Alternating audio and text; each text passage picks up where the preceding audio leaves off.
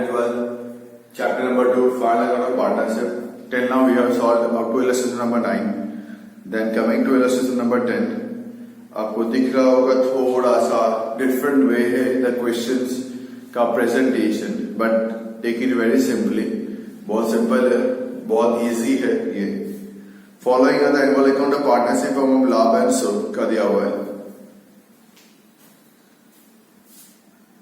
लाभ और सुख के बारे में आपको देखे रखा हुआ है. ठीक है, डोंट कंसिडर कि बहुत टफ है, क्या किया है इन्होंने यार. ठीक है, ट्रायल बैलेंस दिया है तो ट्रायल बैलेंस अभी इजी है, इन्होंने करके दिया हुआ है. सो देख के आप डरना मत सबको कभी. Okay, straight forward coming to the adjustment. उन्होंने लिखा है after preparation of annual account the following adjustments are reported. उन्होंने भी प्रॉफिट एंड लॉस और बैलेंस शीट देखो बना लिया है. उसके बाद उनको पता चलता है कि ये चेंज करना पड़ेगा, तो अब मुझे बनाना पड़ेगा रिवाइज प्रॉफिट एंड लॉस और रिवाइज बैलेंस शीट. अब प्रॉफिट एंड लॉस में लिखेंगे, वहां पे कर देंगे रिवाइज. अब बैलेंस शीट में कर देंगे रिवाइज बैलेंस शीट. ओके, आप वो कर देना. एडजस्टमेंट सॉल्व करते हैं. Number 1, 5% interest on capital is not calculated. Capital आपको बैलेंस शीट में से आपको फिगर मिल जाएगी कैपिटल की. बैलेंस शीट में से आपको फिगर मिल जाती है कैपिटल की.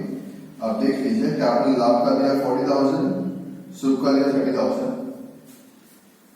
लाभ का दिया 40,000, सुख का दिया है 30,000.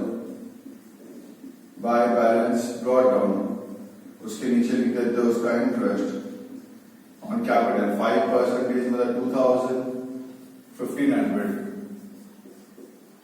टू इंटरेस्ट ऑन कैपिटल लाभ सुख 2,000, 1,500, 3,500. उसके बाद आपको दिया है डेप्रिसिएशन करना है फिक्स एसेट्स के ऊपर. कितना? 10%. फिक्स एसेट्स आपको देखे रखा है 60,000. Fixed assets on asset side. Depreciation करना है 10%, remaining 54,000. Second effect profit and loss target to depre on fixed assets 6,000. Prepaid rent ₹200. Rent आपको दिया हुआ तो नहीं है, तो क्या करना है, ऑफिस एक्सपेंस में से माइनस कर देना है. Office expense profit and loss target 20,000 minus prepaid rent 200, 19,800. Prepaid rent के सेकेंड इफेक्ट पास कर दे एसेट्स में. Prepaid rent 200. उसके बाद है 8% investment is not received ₹400. Investment दिए 12,000. इंटरेस्ट मिलना बाकी मतलब profit and loss credit side income में मिले. Interest investment 400. इन्वेस्टमेंट दिया 12,000.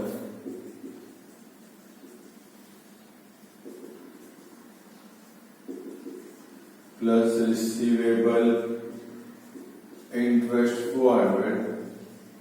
अब इसको साथ में लिखो, अलग लिखो, जैसे भी लिखो के चलेगा, नॉट एन इश्यू. आगे मेंटेन पैटर्न रिजर्व ₹600. आपको डेटर्स देके रखा हुआ है करंट एसेट्स के अंदर 28,000. मीडिया इनकम जब 600.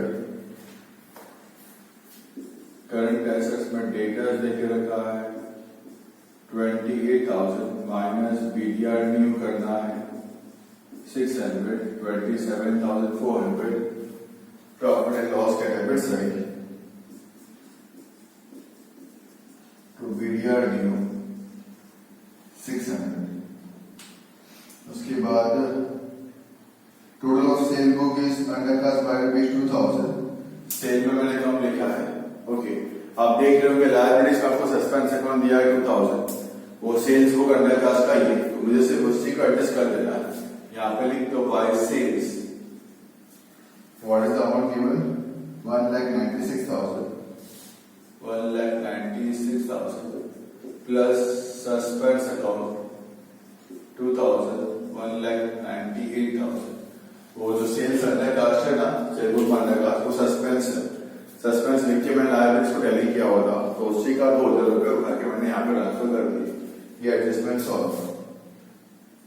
Next, purchase of ₹800 is not recorded in the books. तो परचेज तो दिया नहीं, मतलब कॉस्ट ऑफ गुड्स सोल्ड दिया है।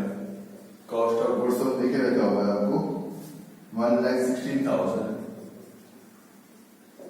प्लस अनरिकॉर्डेड परचेज कितना है 800, 116,800। क्रेडिटर्स में प्लस कर दूंगा, क्रेडिटर्स दिया नहीं है तो मैं डायरेक्ट लिख दूंगा भाई यहाँ पे अनरिकॉर्डेड परचेज आउटर कॉलम में 800। सब एडजस्टमेंट्स है, देख लीजिए, बहुत ही सिंपल है। तो कैपिटल में इंटरेस्ट दिया, दूसरी एंट्री यहाँ पे लिखी, डेप्रिसिएशन सॉल्व किया, दूसरी एंट्री प्रॉफिट एंड लॉस के लेवल पे लिखी। ओके, प्रीपेड रन दिया था तो ऑफिस एक्सपेंस में मैंने प्रीपेड माइनस किया, दूसरा लिखा हमने एसेट्स में। इन्वेस्टमेंट में इंटरेस्ट मिलना बाकी था तो मेरे इनकम है, प्रॉफिट एंड लॉस क्रेडिट, दूसरा इन्वेस्टमेंट में मैंने प्लस कर दिया। पीडीआर नॉट रिकवरेबल है टू ₹600, तो डेटर्स में से माइनस कर, डेटर्स करंट एसेट के अंदर दिया हुआ है, उसमें से पीडीआर लिख के मैंने माइनस किया, दूसरे भी प्रॉफिट लॉस डेबिट साइड में पास कर दी। ओके, सेल्स बुक के पढ़ने का 2,000 रुपए से आपको लाया, इसमें 2,000 रुपए सस्पेंस अकाउंट के नाम से दिया हुआ था, उसी को डाल मैंने सेल्स के अंदर प्लस कर दिया, एडजस्टमेंट सॉल्व हो गया। एंड लास्ट इसमें आपको दिया था अनरिकॉर्डेड परचेज था आपका, तो परचेज के अंदर परचेज दिया गया cost of goods, cost of goods के अंदर उसको प्लस कर दिया, दूसरे भी मैंने पास कर दी, अनरिकॉर्डेड परचेज यहाँ पे लिख दिया। अब ट्रांसफर कर लेते हैं फटाफट से, डिफरेंस अमाउंट जो बाकी बचा वो वाले accounts. Cost of goods already हो चुका है, ऑफिस एक्सपेंस हो गया, sales expense, financial expense, sundry expense, सब कुछ प्रॉफिट लॉस के डेबिट साइड में। पार्टनर्स कैपिटल अकाउंट ये तो नॉन प्रॉफिट है, ये हमें कुछ करना नहीं है। सेल्स हो चुका है, sundry income, profit loss credit side पर। कैपिटल लाभ का 40 लिख चुके, नेट प्रॉफिट कुछ काम का नहीं है, ड्राइंग्स पार्टनर्स कैपिटल के डेबिट पे लिख देंगे। सुब का कैपिटल लिख चुके हैं, ड्राइंग्स पार्टनर्स कैपिटल के डेबिट पे लिख देंगे सुब का भी। लायबिलिटीज सीधा लायबिलिटीज में, सस्पेंस हो चुका है ट्रांसफर, फिक्स एसेट्स हो गया है, इन्वेस्टमेंट्स हो गया, करंट एसेट्स हो चुका है। अब बात बचती है आपकी profit and loss ratio find यहाँ पे करने की। तो रेशियो कैसे फाइंड करना, देखो उसने प्रॉफिट लॉस के डेबिट पे लिखा है टू पार्टनर्स कैपिटल लाभ और शुभ।